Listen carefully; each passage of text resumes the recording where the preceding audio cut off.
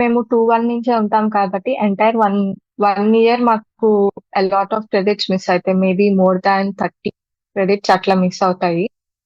So అట్లా చూసుకున్నప్పుడు నేను ఈసీటీఎస్ చేసుకోకపోతే definitely it will be a drawback for me. ఎందుకంటే when compare to other people నా పర్సంటేజ్ మంచిగా ఉన్నా సరే క్రెడిట్స్ కూడా వీళ్ళు చూస్తున్నారు కాబట్టి ఈ పర్టికులర్ సబ్జెక్ట్ లో ఇన్ని క్రెడిట్స్ ఉండాలి, ఈ పర్టికులర్ సబ్జెక్ట్ లో ఇంత యావరేజ్ ఆఫ్ పర్సంటేజ్ ఉండాలి అని చూస్తున్నారు కాబట్టి నాకు అది ఖచ్చితంగా డ్రాబ్యాక్ అయ్యి ఉండేది.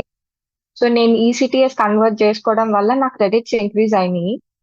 మా డిప్లొమా మార్క్స్ కూడా యాడ్ అయ్యాయి కాబట్టి నాకు ఓవరాల్ గా వచ్చినప్పుడు నా పర్సంటేజ్ అనేది ఇంక్రీజ్ అయింది. సో నా రెజ్యూమ్ స్ట్రాంగ్ అయింది ఈసీటీఎస్ వల్ల. So it definitely help me. ECTS చేసుకోకపోయింటే నాది మేబీ 120 క్రెడిట్స్ ఉండేవి. ఆ ఈసీటీఎస్ కన్వర్ట్ చేసుకున్న తర్వాత నార్మల్ బీటెక్ స్టూడెంట్ కన్నా నాకు మోర్ దాన్ 80 క్రెడిట్స్ వాళ్ళకన్నా ఎక్కువ వచ్చాయి కాబట్టి ఇట్ డెఫినెట్లీ హెల్ప్ మీ. ఎందుకంటే లాట్ ఆఫ్ కాంపిటీషన్ ఉంటుంది. మీరు అన్నట్టు థౌజండ్స్ ఆఫ్ అప్లికేషన్స్ వస్తాయి. దాంట్లో మనం మనం బెస్ట్ అని చూపించుకోవాలంటే we need to work on our self.